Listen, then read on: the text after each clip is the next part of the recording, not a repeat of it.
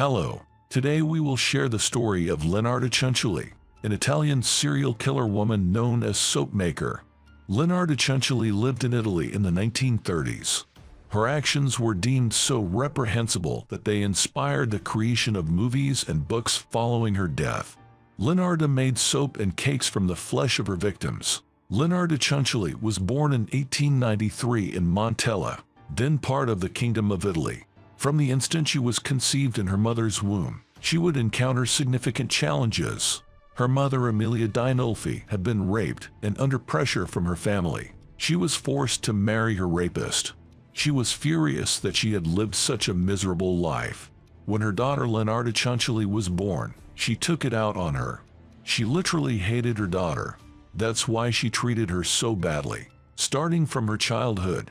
After that, Emilia's husband died. She married again, but continued hating her daughter. This forced Leonarda to attempt suicide twice when she was a teenager.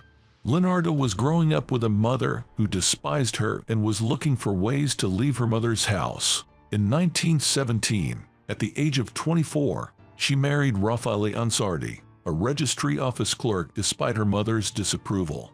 Her mother wanted to marry her off to one of her cousins in an arranged marriage, but Leonarda wouldn't obey her mother. Her mother insulted her daughter again and refused to even attend her wedding. Perhaps this marriage could save her from both her mother and poverty. In 1921, they moved to Lauria Potenza. In 1927, Leonarda was sent to prison for theft and later released again. After his release from prison, they moved to Avellino, Lacedonia, where misfortune would haunt them. In 1930, they were left homeless as a result of a great earthquake known as the Irpinia earthquake. Bad luck continued to haunt them. Leonarda had 17 pregnancies. Only 4 of her children were born. She had 3 miscarriages, lost 10 children as babies. Leonarda was therefore very attached to her 4 surviving children and attributed the loss of children to her mother. She thought that her mother cursed her for marrying without her permission. That is why she never wanted to show her children to her mother. After losing their home to the earthquake, the family moved to Correggio. They owned a small shop and were loved by the people in the area. People respected Leonarda, who ran the shop, both selling the soaps she made in the shop and doing fortune-telling part-time. She was living in fear. She had developed an anxiety disorder. Leonarda wanted to see a fortune-teller like herself to find out whether her children would be safe and sound. When the fortune-teller told her that there was no future for her children, she became even more afraid. Leonarda did not want her son to join the army because it was a time of war and there was a high probability that he would die. She thought there was only one way to protect her son, and that was to give sacrifice to God. But the victims were going to be human beings. Now it was time to look for her first victim, otherwise she would not be able to protect her son, she believed. She chose her first victim, a woman named Seti, who would visit Leonarda for fortune-telling. She told Seti not to tell anyone where she was going. That's exactly what Seti did. She also got her write letters to her family and relatives in the shop saying that she was fine and that she had gone elsewhere to get married. Everything was well planned, and while she was in the shop, she offered her wine. The wine had a drug in it. After drinking it, Seti became unconscious. After cutting her into pieces with an axe, Leonarda started boiling her in a pot to make soap from her. Without any remorse, she started selling the soap she made. Meanwhile, there was no one looking for Seti, as the woman had written a letter saying that she had gone somewhere else to get married. Her family thought that Faustina Seti was married and living a happy life. Leonarda chose her second victim exactly 1 year later, in 1940.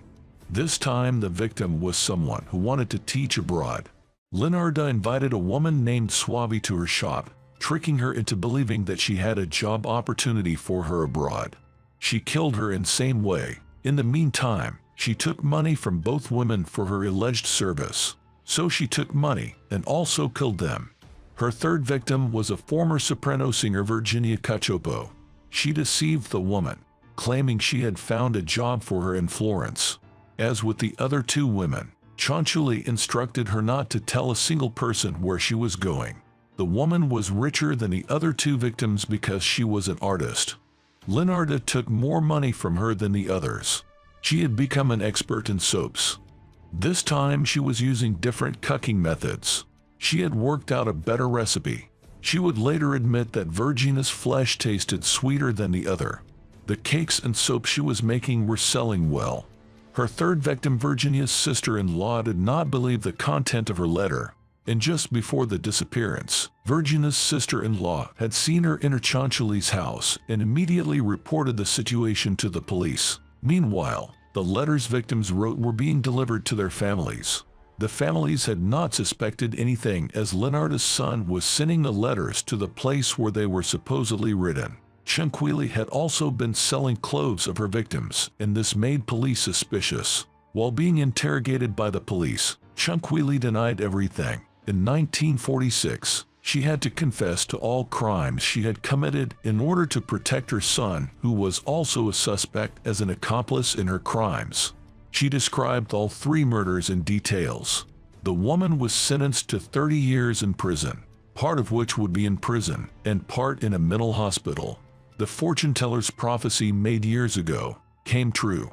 She had seen a prison in one hand and an asylum in the other. Leonarda would experience both. On October 15, 1970, while in a mental hospital, Leonarda died of a cerebral apoplexy at the age of 79. The lifeless body was handed over to her family to be buried.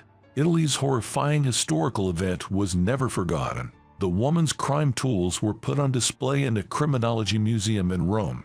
After her death, her life inspired the creation of many movies and books.